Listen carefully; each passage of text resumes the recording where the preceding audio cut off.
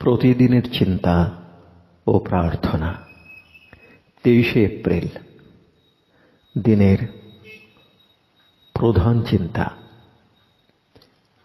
আমাদের সকল অভাব ত্রুটি হইতে মুক্তি লাভ করি তখনই যখন আমরা ধ্যানের সূত্রে যিনি জীবনের উৎস তাঁহার সঙ্গে যোগযুক্ত হই।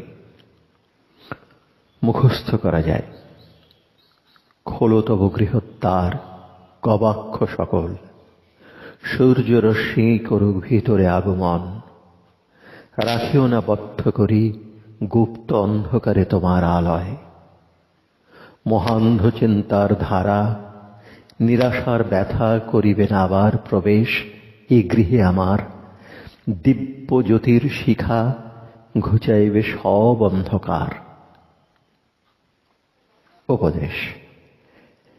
ধ্যানের সময় তুমি সকল ভারাক্রান্ত চিন্তাকে বিসর্জন করো।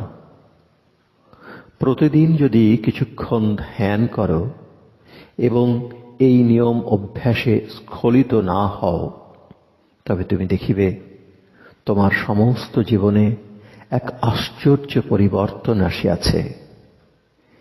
ধ্যানের জীবন কত শান্তি, কত সুখ, কত আনন্দদায়ক।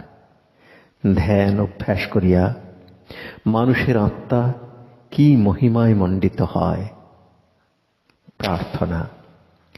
এই নিস্তব্ধ সময় আমার হৃদয় যেন ঊর্ধ্বমুখী এবং মন সেই সর্বব্যাপী সত্তায় নিবিষ্ট হয়। তিনি যেন কৃপা করিয়া আমার জীবনের পথে আলোকপাত করেন।